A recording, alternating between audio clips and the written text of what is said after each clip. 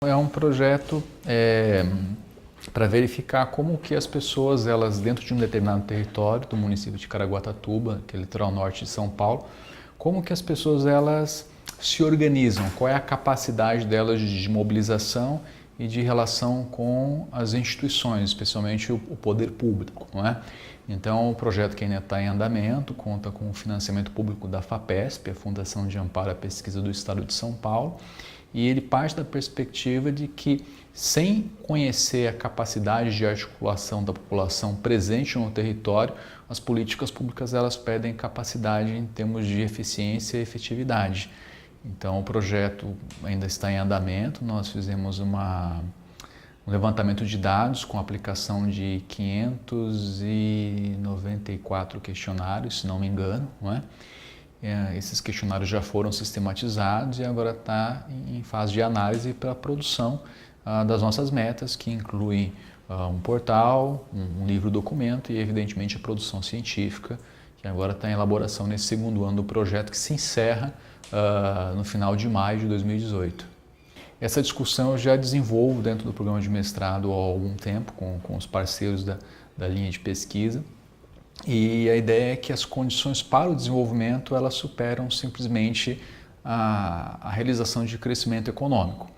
E para isso, uma das questões que deve ser melhor entendidas são exatamente os limites do acesso à educação, à saúde ou à capacidade de organização política. E, na verdade, a gente parte de uma perspectiva, pensando em Bourdieu, sociólogo francês, que o capital social ele não é só um recurso para mobilização, mas inclusive ele se constitui uma barreira na disputa entre classes sociais pelos recursos que são escassos. Então a ideia é que se a gente consegue compreender qual é ou quais são as condições do capital social dentro de um determinado território, a gente pode fornecer recursos a essa população no sentido dela conseguir se organizar melhor para ter acesso a esses recursos que são escassos.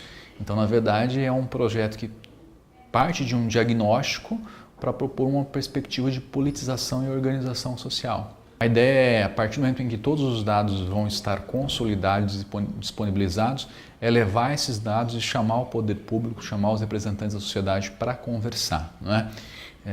Principalmente porque o grau de confiança, esse é um dos elementos que a gente observou já na pesquisa, a partir dos dados já tabulados, sistematizados, é que as pessoas confiam muito pouco no poder público ou nas instituições. Então isso é bastante preocupante, assim como confiam muito pouco umas nas outras.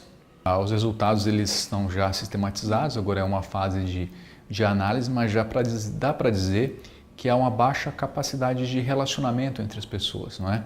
O que a gente percebe, pelo menos na região pesquisada, é uma confiança muito elevada naqueles que são próximos, família, não é? Mas uma baixa confiança, inclusive, em vizinhos ou pessoas da comunidade. Então, isso constitui uma barreira na medida em que as pessoas elas têm dificuldade de visualizar na comunidade, nas instituições, nas pessoas que são próximas, parceiros, elas não conseguem visualizar isso. Então a capacidade de mobilização para atender demandas coletivas também é muito baixa. E aí se forma um círculo vicioso. Então a ideia é entender como que isso pode ser rompido.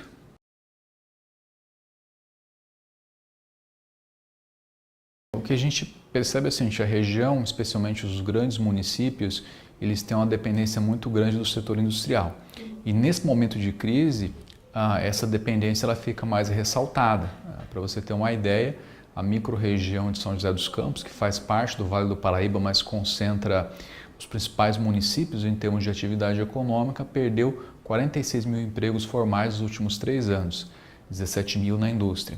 E por outro lado, nós temos aí municípios na região serrana, ou no litoral norte, ou no chamado Vale Histórico, que era a área do café no século XIX, com importante potencial criativo em termos de cultura popular ou práticas relacionadas ao turismo, né? Então a ideia é estabelecer diagnósticos que possam identificar qual é o potencial de ações econômicas a partir da perspectiva da economia solidária e criativa, de organização do trabalho como uma alternativa ao trabalho industrial ou mesmo à estagnação presente nos pequenos municípios. Então, na verdade, é um projeto de fôlego, não é? E que conta exatamente com essa perspectiva também de levar os resultados ao poder público e estabelecer quais são os caminhos para uma política pública de inclusão produtiva, mas a partir também da perspectiva da economia solidária e não da competição individual. A ideia que perpassa o grupo é que a criatividade é uma forma de tecnologia social. Então a gente propõe observar a questão da inovação a partir de um outro ponto de vista que não aquele apenas da competição individual ou do atendimento às necessidades mais explícitas do mercado, mas é identificar qual é o potencial de inclusão produtiva que cada cidade possui, né? Então no momento a gente tem essa frente de trabalho tanto no chamado Vale Histórico, que é a região dos municípios que empobreceram por conta da queda da economia do café, e também nos municípios que são dependentes do setor industrial.